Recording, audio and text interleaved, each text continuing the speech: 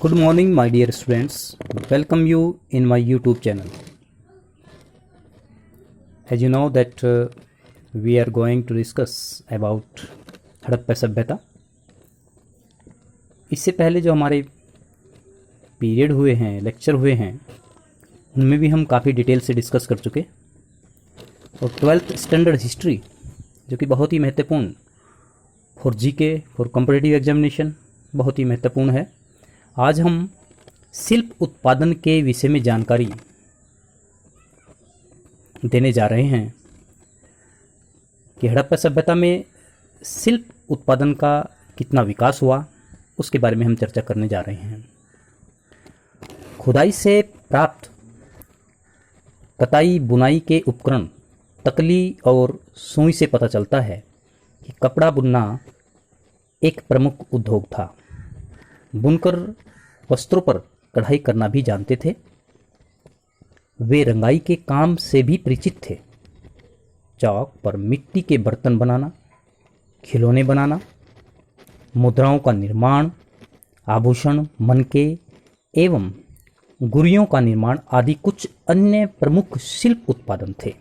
वहाँ पर इस तरह के ये शिल्प उत्पादन होते थे. इसके अलावा शंख, सीप, घोगा, हाथी दांत से भी उपकरणों का निर्माण करना वे जानते थे.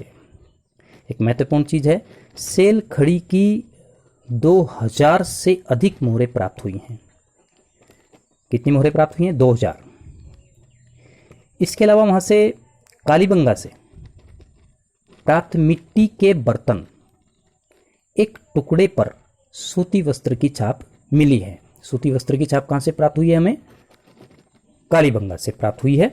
It's a very important point. ये कई बार कंपटीशन में पूछा गया है.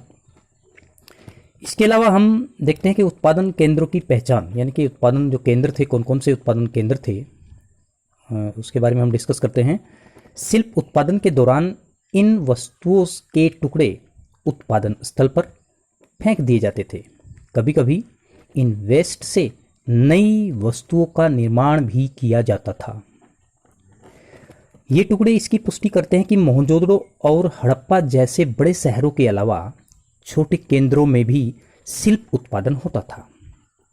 कि जो छोटे केंद्र थे, मोहनजोदड़ो और हड़प्पा तो बहुत बड़े शहर थे, लेकिन जो छोटे केंद्र थे वहाँ पर भी शिल्प उत्पादन होता था. जम्मू से करीब 28 किलोमीटर दूर मांडा, बहुत ही महत्वपूर्ण पॉइंट है, जम्मू से करीब 28 किलोमीटर दूर मांडा से हड़प्पा कालीन मृत भांड, मिट्टी के ठीकरे, चर्ट, ब्लेड, हड्डी के नुकीले, बाणाग्रह, कांस्य निर्मित पेंचदार पिन तथा एक आधी अधूरी मोहर भी प्राप्त हुई है. तो शिल्प कला के वहाँ पर बहुत बेजोड़ नमूने वहाँ से प्राप्त हुए हैं. मोहनजोदड़ो से लगभग 1 दर्जन पाषाण मूर्तियाँ तथा हड़प्पा से 2 पाषाण मूर्तियाँ भी प्राप्त हुई है. इसके अलावा धातु मूर्तियों में सर्वाधिक उल्लेखनीय, बहुत ही महत्वपूर्ण है, धातु मूर्तियों में सर्वाधिक उल्लेखनीय मोहनजोदड़ो से प्राप्त 4.5 सेंटीमीटर लंबी एक नर्तकी की कांस्य मूर्ति प्राप्त हुई है. ये कई बार कंपटीशन में भी क्वेश्चन पूछा गया है, बोर्ड परीक्षा में भी पूछा गया है. धातु मूर्तियों में सर्वाधिक उल्लेखनीय मोहनजोदड़ो से प्राप्त 4.5 सेंटीमीटर लंबी एक नर्तकी की कांस्य मूर्ति मिली है. इसके अतिरिक्त मोहनजोदड़ो से ही कांस्य की एक अन्य नर्तकी की मूर्ति मिली है. नर्तकी इनके डांस करती हुई, किंतु यह कलात्मक दृष्टि से उतनी अच्छी नहीं है. एक इतिहासविद हैं माधव स्वरूप वत्स ने हड़प्पा से एक पुरुष मूर्ति प्राप्त की है जो लुंगी पहने हुए है.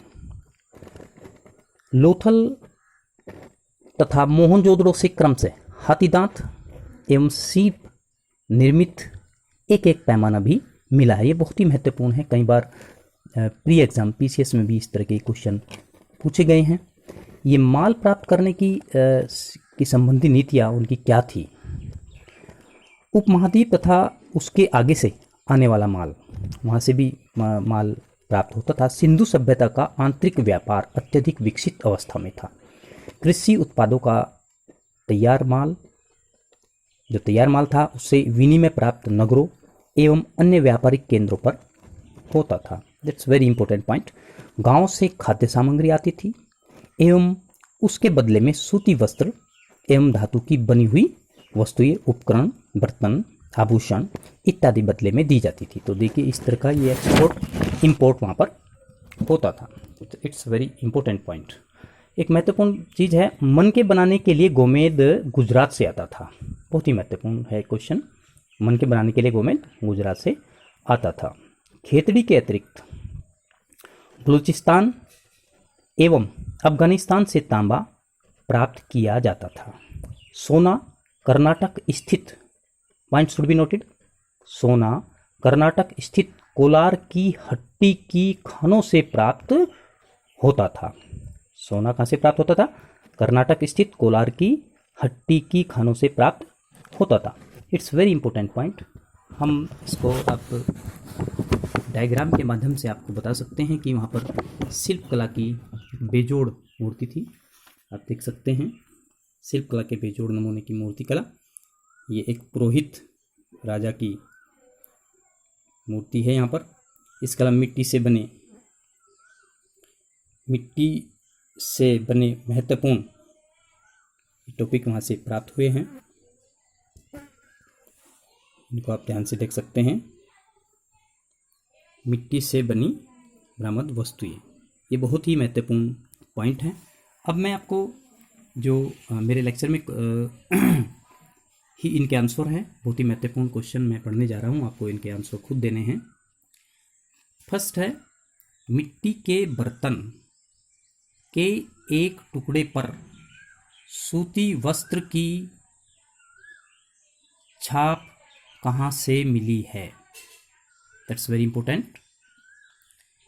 नेक्स्ट है, 4.5 सेंटीमीटर लंबी एक नर्तकी की कांस्य मूर्ति कहाँ से मिली है? नेक्स्ट है, मन के बनाने के लिए गोमेद कहाँ से आता था? That's very important also. Next, सोना कौन सी खानों से प्राप्त होता था? नेक्स्ट, सेल खड़ी की कितनी मोहरें प्राप्त हुई है? It is very very important. आप मेरे यूट्यूब चैनल को सब्सक्राइब, लाइक व शेयर जरूर करें, बहुत ही महत्वपूर्ण पॉइंट है। Be happy. Thank you very much my dear students.